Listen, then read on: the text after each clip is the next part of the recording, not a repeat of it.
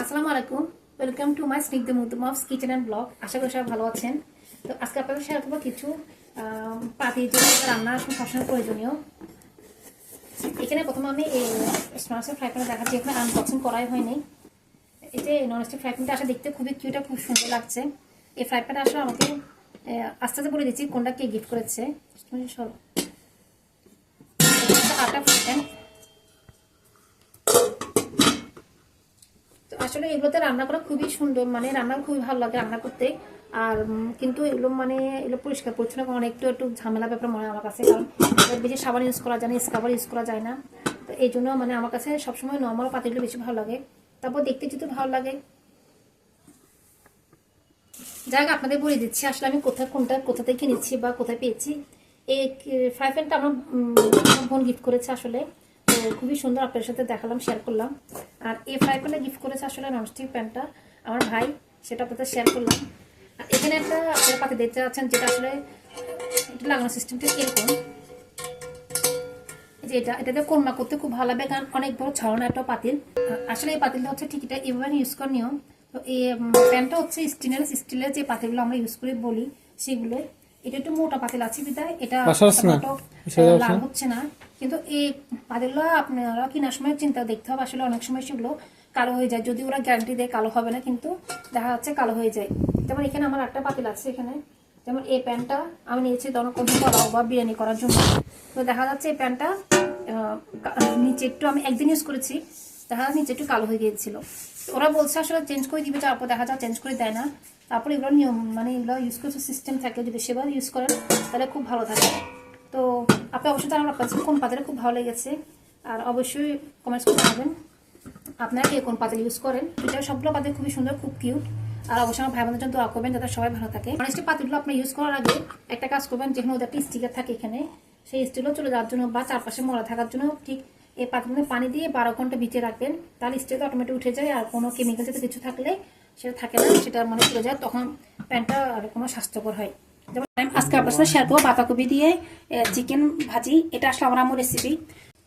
এখানে আমি পাতাকপি কুচি করে নিয়েছি, এখানে টমেটো কুচি আছে, এখানে আদা কুচি আর রসুন কুচি, কাঁচামরিচ কুচি আর পেঁয়াজ পাতা কুচি। এই পুরো রান্নাটা এই উপকরণগুলো দিয়ে হবে। আর এখানে তো চিকেনগুলো ঠিক এভাবে পিস করে নেবেন একটু ছোট করে, তাহলে চিকেনগুলো খুব ভালো হয়।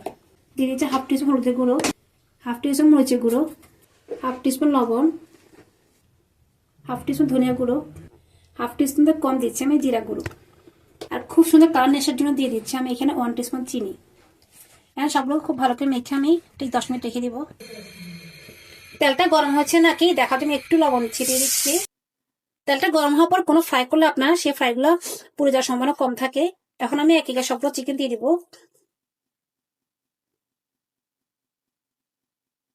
সবগুলো চিকেন দিয়ে দিয়েছি। এখন আমি চিকেনগুলো উঠিয়ে দিব। সবগুলো চিকেন খুব সুন্দর উল্টানো হয়েছে, একটা থেকে একটা লেগে দেয়নি এবং নিচেও লেগে দেয়নি। চিকেনগুলো খুব সুন্দর করে ভাজা হয়েছে। এখন সবগুলো চিকেন তুলে নিচ্ছি। ওই একই তেল আমি দিয়ে দিচ্ছি টমেটো কুচি, দিয়ে দিচ্ছি আমি পেঁয়াজ পাতা কুচি, দিয়ে দেবো আদা রসুন কুচি, আর দিয়ে দিচ্ছি আমি কাঁচামরিচ কুচি। এখন সবগুলো আমি ভালো করে ভেজে নিব। এখন দিয়ে দিচ্ছি 1 টিস্পুন মাংস মশলা। তো আপনার যারা মাংস মশলা রেসিপি জানতে না অবশ্যই কমেন্টস করে জানাবেন।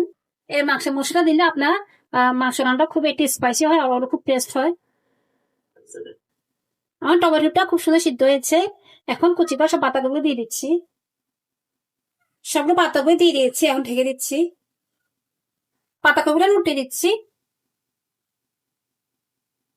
পাতাকপিটা অনেকটা পানি বেরোয় আসছে।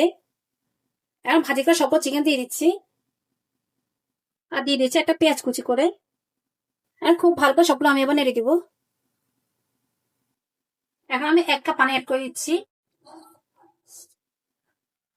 আমি যে মশলাতে যে বাটিতে চিকেন মেখেছিলাম সেটাতে পানি দিয়ে অ্যাড করে দিলাম। এটা ঠিক আমি এরপর নামিয়ে নিব, যেহেতু একটু গ্রেভির মতো ঝোল থাকবে। আমি পরিবেশন করে দেখিয়ে দিচ্ছি কেমন হয়েছে আজকের রেসিপি। এই যে আমার পাতাকপি দিয়ে চিকেন রান্না অলমোস্ট ডান। আগে বলেছি এটা আমার রেসিপি, তো বাসা আপনারা অবশ্যই ট্রাই করবেন। অনেক টেস্ট হবে, সম্পূর্ণ আনকমন রেসিপি, খুবই কম মশলায় সহজভাবে বুঝে দেওয়ার চেষ্টা করেছি। আশা করি সবার কাছে ভালো লেগেছে। তো সবাই অবশ্যই আমার চ্যানেল সাবস্ক্রাইব করবেন, লাইক আর শেয়ার করবেন। আজকের পর্যন্ত, আল্লাহ হাফেজ।